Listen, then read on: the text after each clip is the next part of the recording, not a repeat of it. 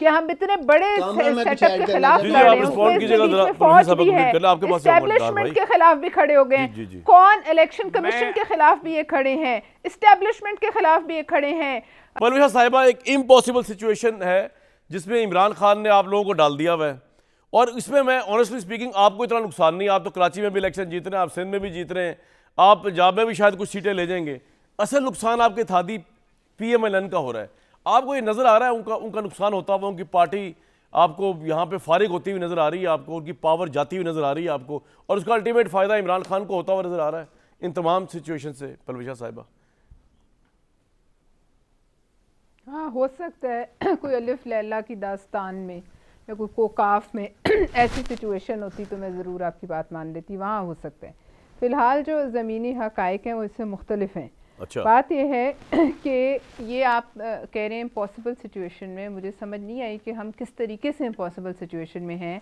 क्या इमरान खान के लोगों ने, MNAs ने इस्तीफ़े नहीं दिए थे?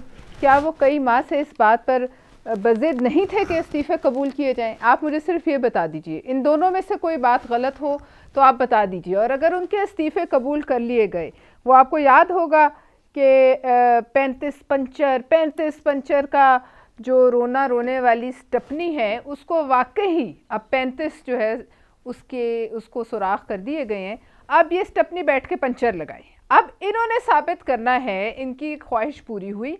अब इन 35 सीटों पे इमरान खान खड़ा होगा खुद। इन 35 सीटों पे कौन खड़ा होगा? इन 35 सीटों पे जो लोग हैं वो अपना मैंडेट जो है वो साबित करें, वो लेकर आए। इसी तरह के दावे जो हैं वो कराची में हुए थे, लेकिन सोशल मीडिया पर लाइक्स, रीट्वीट्स, ये जैसे मुशर्रफ भी, आपको याद हो जनरल मुशर्रफ भी कहता था कि मैं तो बड़ा पॉपुलर हूँ, मैं तो वापस आऊँगा तो लाखों लोग मुझे लेने आएंगे। लेकिन जब वो वापस आया तो उसको खुद शौक लगा। बात यह है कि इनको जो है, इनको सोचना चाहिए कि ये अब इनका वक्त आया है कारकर्दगी दिखाने का। जो दावे ये कर रहे हैं कि हम इतने बड़े सेटअप के खिलाफ लड़ रहे हैं, फौज भी है, एस्टेब्लिशमेंट के खिलाफ भी खड़े हो गए। कौन इलेक्शन कमीशन के खिलाफ भी ये खड़े हैं, एस्टेब्लिशमेंट के खिलाफ भी ये खड़े हैं, ये पूरी PDM की 11 जमातों के खिलाफ। आप मुझे बता दीजिए कि इतने बड़े हाई मॉरल पेडिस्टल पे शख्स जो है खड़ा हुआ है, तो अब आज ये क्यों परेशान है? आज इलेक्शन होने दें बस, अब तो हो गए ना। ये जो कहानी ये डाल रहे हैं कि हम आ रहे थे, हम वो लेकर आ रहे थे, अदम एतमाद का वोट मांग रहे थे, सब झूठ है।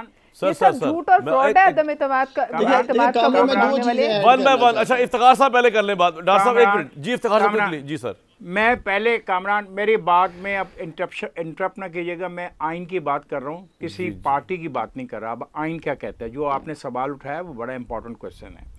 आइन 224 में साफ कहता है, अब ये बात गौर से सुनने वाली है, कौमी असम्बली या किसी सूबाई असम्बली का आम इंतखाब इस दिन से ऐन कबल 60 दिन के अंदर कराया जाएगा जिस दिन असम्बली की मुयाद ख़त्म होने वाली हो, बजुज़ उसके कि असम्बली इससे पेशतर तोड़ दी जाए, जैसा कि पंजाब में हुआ। ठीक है, ठीक, ये आइन ये कहता है। ठीक है। आपका जो दूसरा सवाल है उसको आर्टिकल 224(1)A ऐसे कहता है, किसी असम्बली की तहलील जो हुई है उसमें निगरान वज़ीर आला जो है वो मुकर्रर किया जाएगा। सदर मशवरा जात वज़ीर आज़म और अपोजिशन लीडर ख़त्म होने वाली कौमी असम्बली से, और ये कौमी असम्बली से, और गवर्नर बाज मशवरा जात वज़ीर आला अपोजिशन लीडर सूबाई असम्बली से। तो क्लियर कट तो लिखा हुआ है। आई डोंट नो आप सर, मैं एक्चुअली मैं कहना ये चाह रहा था कि जब फेडरल में जब इलेक्शन अब होंगे तो फेडरल में तो केयर टेकर सेटअप आ जाएगा, लेकिन जो पंजाब होगा वहां पे लेट्स सपोज PTI की गवर्नमेंट होगी तो ग्राउंड के ऊपर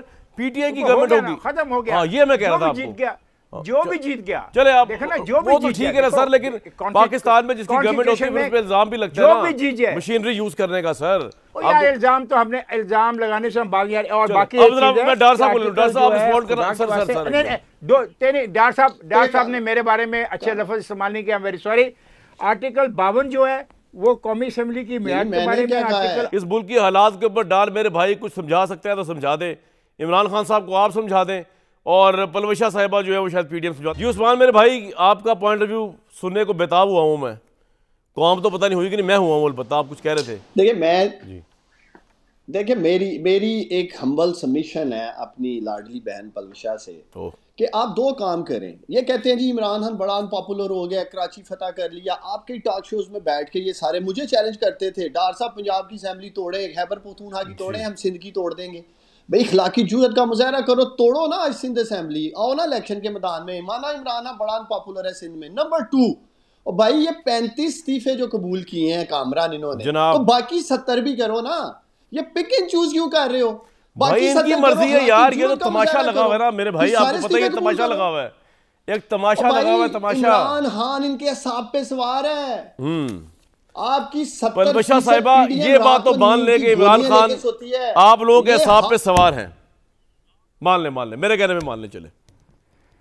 परवेशा आपके कहने पे तो कुछ भी मान सकते हैं, लेकिन बहरहाल ये इनकी नहीं ये वाली भी बात ना मानिएगा, खतरनाक। इमरान खान है हमारे असाब पे सवार नहीं है, इमरान खान अपनी पार्टी के असाब पे जरूर सवार है, जिन्हें पिछले कई सालों से ना वो बैठने देते हैं ना कोई काम करने देते हैं।